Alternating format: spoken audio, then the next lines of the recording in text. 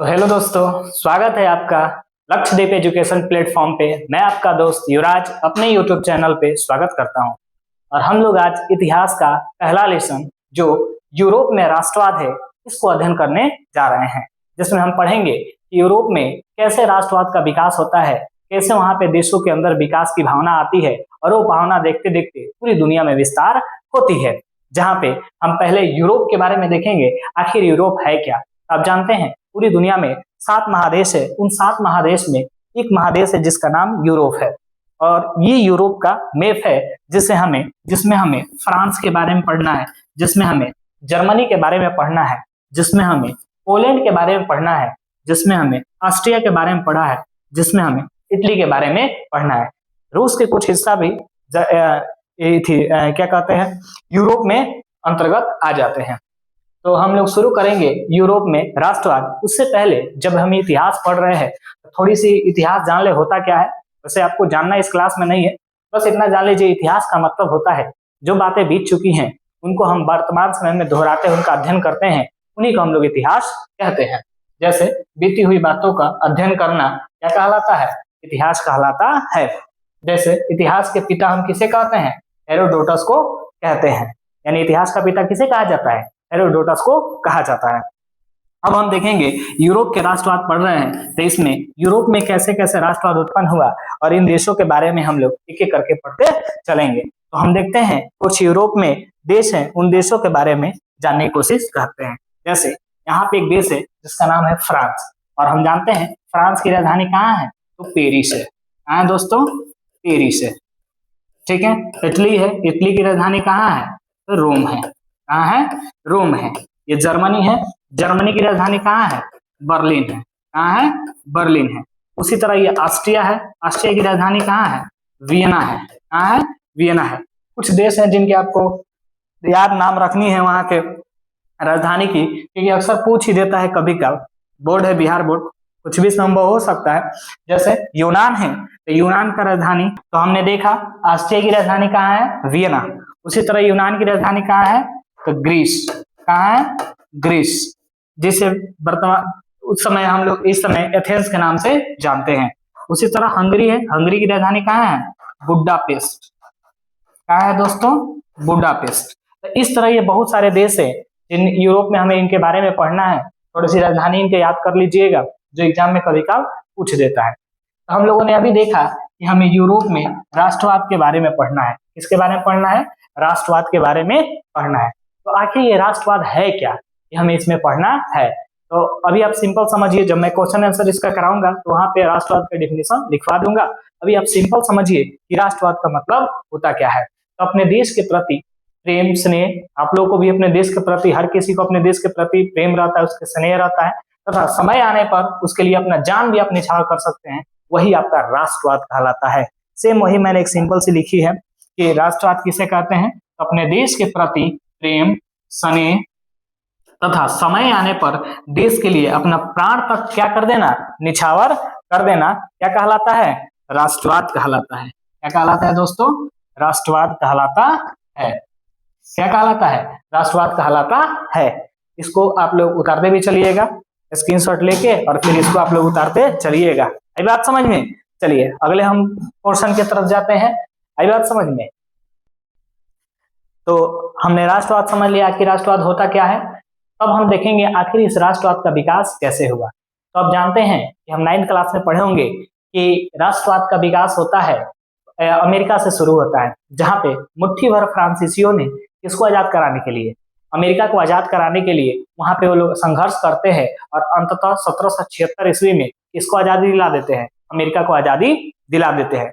और वहीं से उनके मन में ये जोश जगता है कि जब हम इस देश को दूसरे देश को आजाद करा सकते हैं तो फिर हम अपने यहाँ क्यों नहीं क्रांति ला सकते हैं, क्यों नहीं हम अपने देश में राष्ट्रवाद का विकास कर सकते हैं, क्यों नहीं हम अपने देश को इस तानाशाही से आजाद करा सकते हैं।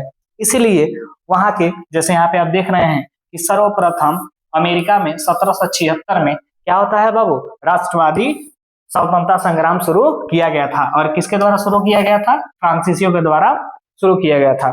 और जब वहां पे उन्होंने इसको अमेरिका को जब उन्होंने आजाद कराया, उसके बाद ये सोचे कि हम अपना भी देश आजाद करा सकते हैं। इसीलिए उन्होंने अंततः फ्रांसीसी जब अपने देश लौटते हैं तो अंततः जब फ्रांसीसी अपने देश लौटते हैं, यानी फ्रांस जब लौटते हैं, तो उन्होंने 1789 ईस्वी में फ्रांस की क्रांति करते हैं। किसकी क्रांति करते हैं? फ्रांस की क्रांति करते हैं। अच्छा, कोई भी क्रांति होता है उसके पीछे कोई ना कोई कारण होता है। हम इसमें कारण देखने की कोशिश करेंगे कि जैसे क्या हुआ करता था, एक फ्रांस में शासक हुआ करता था, शासक वंश हुआ करता था जिसको बुर्बो वंश के नाम से जाना जाता है, और उस बुर्बो वंश के शासक को लुई के नाम से बुलाया जाता था। उस शासक को किस नाम से बुलाया जाता था दोस्तों? लुई के नाम से बुलाया जाता था, जिसमें बहुत सारे लुई हुए, जैसे लुई प्रथम हुआ होगा, लुई द्वितीय हुआ होगा, लुई तृतीय हुआ होगा। उसी तरह हमें पढ़ना है लुई 14वां के बारे में कि कैसे ये लोग जनता को मूर्ख बना बनाकर अपने देश पर राज किए हैं। जैसे पहले देखते हैं फ्रांसीसी क्रांति का कारण, तो जिसमें देखेंगे फ्रांस का जो राजा हुआ करते थे उन्हीं का बेटा क्या बनेगा? राजा बनेगा। राजशाही में तो ये आप लोग जानते हैं कि ऐसे ही होता है, जो राजा होता है उसी का बेटा क्या बनता है? राजा बनता है। भले वो है ना अयोग्य हो और चाहे निरंकुश हुआ करते थे, यानी वो अयोग्य भी होते थे और क्या होते थे? और निरंकुश हुआ करते थे, फिर भी उन्हें फ्रांस का क्या बना दिया जाता था? राजा बना दिया जाता था, जो खुद ऐशो आराम में, खुद क्या रहते थे दोस्तों? ऐशो आराम में अपना जीवन यापन करते थे, परंतु जनता का सुख दुख का उन्हें कोई चिंता नहीं था। जनता के सुख दुख से उन्हें कोई चिंता नहीं था कि जनता खा रही है कि पी रही है कि मर रही है कि क्या कर रही है, उन्हें कोई चिंता नहीं था। तब यही कारण बना कि फ्रांसीसी लोगों ने मिलकर और इन राजाओं के खिलाफ विद्रोह करना शुरू करेगी। हम अंततः देखते हैं, जैसे आप जानते हैं कि फ्रांस में किस वंश का शासक था दोस्तों? पूर्व वंश का शासक था, जिनके शासक को हम लोग किस नाम से जानते हैं? लुई के नाम से जानते हैं। जैसे वहां पे राजा हुआ करता था जिसका नाम था लुई 14वां, यानी लुई 14। लुई 14 क्या कहता था? जनता को मूर्ख बनाने के लिए कहता था कि मैं ही क्या हूँ? राज्य हूँ। मैं ही क्या हूँ? राज्य हूँ। यानी जब अपने आप को ही ये देश मानता था तो हर किसी को फर्ज बनता अपने देश को बचाना। अब लोग समझते थे कि इसको अगर हम बचाएंगे तो हमारा देश भी क्या रहेगा? बचा रहेगा। इसीलिए अपना प्राण त्यागते थे, परंतु किसको बचाते थे? अपने राजा को बचाते थे। इसी तरह जब इसके बाद लुई 15वां जब गद्दी पर आता है तो ये कहता है मैं भगवान का भेजा हुआ क्या हूँ? दूत हूँ, मेरे मरने के बाद प्रलय आएगा। देखिए कितना बड़ा ये लोग जनता को झांसा दिया करता था। सब खुद ये कहता था मैं भगवान का भेजा हुआ क्या हूँ? दूत हूँ, मेरे मरने के बाद क्या आएगा? प्रलय आएगा। अब जब अपने आप को ये भगवान का दूत ही मानता था तो सीधी सी बात है, लोग इसके लिए अपना जान भी निछावर कर सकते हैं, क्योंकि इससे जनता को मूर्ख बना के और ऐशो आराम की जिंदगी जीना था। परंतु धीरे धीरे कहते हैं कब तक बकरी की माँ खैर मनाएगी, और जनता गुस्सा में उठती है। और लुई 16 के बेरे क्या होता है कि ये भी एक निरंकुश ही शासक था, निरंकुश और फिजूल खर्ची व्यक्ति था। साथ में इसकी जो पत्नी थी जिसका नाम था मेरी एंटोइनेट, वो भी बहुत क्या थी? फिजूल खर्ची थी, जो सरकार की नीतियों में क्या करती थी? टांग अड़ाती थी। सरकार की नीतियों में क्या करती थी दोस्तों? टांग अड़ाया करती थी, यानी कहने का मतलब हस्तक्षेप किया करती थी। आई बात समझ में? यानी कोई भी काम होता था, कोई भी नीतियां बनता था, उस नीतियों में इसका ज्यादातर हस्तक्षेप हुआ करता था। मेरी एंटोइनेट को जनता क्या करती है? खीस में उठती है और इन दोनों को धौड़ा देती है। और 1793 ईस्वी में 1793 ईस्वी में लुई 16वां और इसकी पत्नी को पकड़कर और फांसी पर लटका देती है। किस पर लटका देती है बाबू? फांसी पर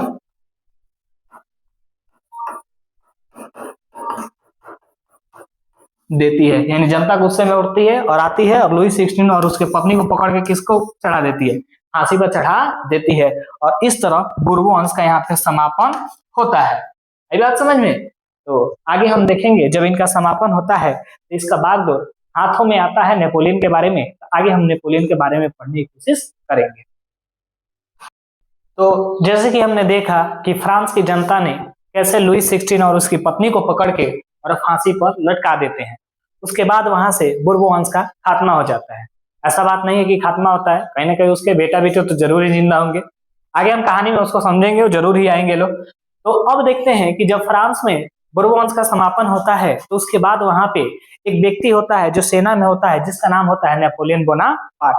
महज 5 फीट की कद होती है, परंतु लड़ाई में सबसे आगे रहता है, जो फ्रांस की जनता को लीड करने का काम करता है। और उसके बारे में हम जानेंगे। जैसे यहाँ पे देख रहे हैं, यही है नेपोलियन बोनापार्ट। जिसका जन्म बाबू 15 अगस्त 1769 ईस्वी में हुआ था, जिसके पिता का नाम कार्लो बोनापार्ट था।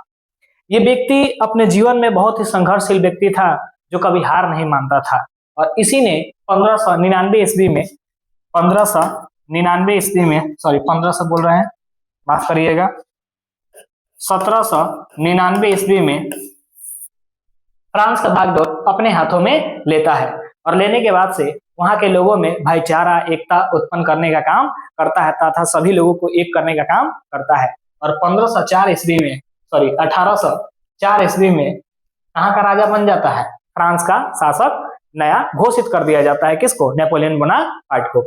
जब नेपोलियन बोनापार्ट शासक बनता है तो जो भी फ्रांस जो टूटा हुआ था, जैसे मान के चलिए फ्रांस है, फ्रांस बहुत छोटे छोटे भागों में बिखरा हुआ था, इन सभी भागों को एक करने का काम करता है नेपोलियन बोनापार्ट, और एक करके एक देश का निर्माण करता है जिसका नाम फ्रांस होता है। क्या होता है दोस्तों? फ्रांस होता है, जिससे बहुत सारे देश भी प्रभावित होते हैं। ये जब अपने देश को एक कर सकता है तो हम अपने देश को क्यों नहीं एक कर सकते हैं। तथा इसने यूरोप के अन्य देशों में भी उन क्षेत्रों को जीतने की कोशिश करता है और जीतने में कामयाब भी। जैसे कि हम देख रहे हैं कि जो फ्रांस है ये बहुत छोटे छोटे भागों में क्या हुआ था? टूटा हुआ था, और इन सभी भागों को एक करके उसने एक देश का निर्माण किया जिसे संपूर्ण फ्रांस के नाम से जाना गया। और ये एक कर रहा था तो पूरी दुनिया देख रही थी कैसे जो देश छोटे छोटे भागों में टूटा हुआ था उसको एक किया जा रहा है, और इसी के चलते पूरी दुनिया में राष्ट्रवाद का विकास होना शुरू होता है, और हर देश चाहते थे कि हमारे यहाँ से राजतंत्र क्या हो? खत्म हो, और हमारे यहाँ भी लोकतंत्र शासन स्थापित हो। इसने अपने देश के साथ साथ अन्य भी लड़ाइयाँ लड़ी और बहुत सारे देशों को जीतने का काम किया था। और देखते हैं 1806 ईस्वी में उसने जर्मन राइन राज्य का निर्माण करता है तथा धीरे धीरे अपने लड़ाई में और आगे बढ़ता है और राष्ट्रवाद को फैलाने का काम करता है। परंतु कहा जाता है कि जब इंसान आगे बढ़ता है तो उसके अंदर घमंड आना शुरू हो जाता है। सेम वही हाल होता है नेपोलियन के अंदर।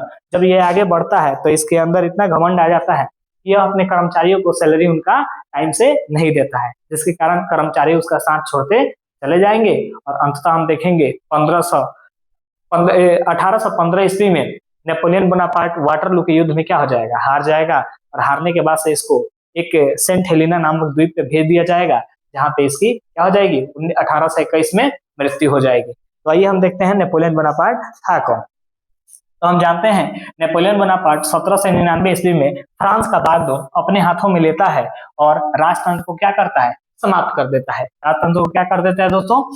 समाप्त करके, और वहां पे समानता, संप्रभुता, समानता और भाईचारे का स्थापना करता है, तथा 1804 ईस्वी में फ्रांस का शासक के रूप में शपथ लेता है। यानी वहां पे फ्रांस का शासक कब बन जाता है? 1804 ईस्वी में पूर्ण रूप से फ्रांस का शासक बन जाता है, तथा फ्रांस के एकीकरण करने के लिए बहुत सारे कार्य करता है। बहुत से जो भी उसके क्षेत्र पे जो भी कब्जा किए थे उन सभी से ये लड़ाई करना शुरू करता है, और उन सभी को जीतकर और संपूर्ण फ्रांस का निर्माण करता है। तथा 1806 ईस्वी में जर्मन राइन राज्य का भी, यानी संघीय राज्य का है, जर्मन राइन राज्य का भी निर्माण कब करता है? 1806 में कौन करता है? नेपोलियन बोनापार्ट करता है, तथा कई यूरोपीय देशों को जीतता है और फ्रांस में विलय भी कर लेता है। यानी फ्रांस के अधिकार क्षेत्र में कई सारे देशों को भी सम्मिलित कर लेता है। बाद में क्या होता है कि हम जानते हैं जब ये सब जीत रहा था तो कहीं ना कहीं इसने ऑस्ट्रिया से अपना संघर्ष किया था, जिसके चलते ऑस्ट्रिया फिराक में था कि कब हम फ्रांस से बदला ले ले। और जब समय आता है, जब जो ऑस्ट्रिया का चांसलर था जिसका नाम था मेटरनिक, उसने क्या करता है कि देशों को अपना समूह बनाता है, जिसमें ब्रिटेन होता है, रूस होता है, ये होता है, ऑस्ट्रिया होता है, और फ्रांस में याद करिए बुर्बो वंश हुआ करता था, उनके शासक होते हैं। तो सभी लोग मिलके, और उसके बाद से किसके युद्ध में? वाटरलू के युद्ध में, जो 1815 ईस्वी में लड़ा गया था, इस युद्ध में किसको पराजित कर देते हैं? नेपोलियन बोनापार्ट को पराजित कर दिया जाता है, और उसको वहां से हेलिना नामक द्वीप पर क्या कर दिया जाता है? सेंट हेलिना नामक द्वीप पर भेज दिया जाता है, जहां पे 1821 ईस्वी में किसकी मृत्यु हो जाती है? ये भैया 1821 ईस्वी में किसकी मृत्यु हो जाती है? तो नेपोलियन बोनापार्ट की मृत्यु हो जाती है। और फिर यहाँ पे क्या होगा कि एक सम्मेलन किया जाएगा जिसे वियना सम्मेलन के नाम से जाना जाता है। और वियना सम्मेलन जब किया जाएगा तो वियना सम्मेलन में ये होगा कि वहां पे जो बेटरनिक जो होगा वो अपने सम्मेलन जब करेगा तो वहां पे एक बात बोलेगा कि जब जब फ्रांस जीतता है तब तक पूरे यूरोप को सर्दी होती है। यानी कहने का मतलब वो कहता था कि फ्रांस जब कोई कार्य शुरू करता है, जब वो राष्ट्रवाद का बात बढ़ाता है, तो सब देश भी लगते हैं चिल्लाने की हमें भी आजादी चाहिए, हमें भी आजादी चाहिए। और ये बात कहते हुए वहां पे उस सम्मेलन में मेटरनिक ये बात कहता है कि आज से यहाँ का शासक अब फिर से बुर्बो वंश होगा, और अंततः बुर्बो वंश को शासक बनाया जाता है, जिसमें लुई 18वां को शासक बनाया जाएगा। तो अगले हम फेज में उसको देखने का काम करेंगे, तब तक आप लोग ये उतार सकते हैं।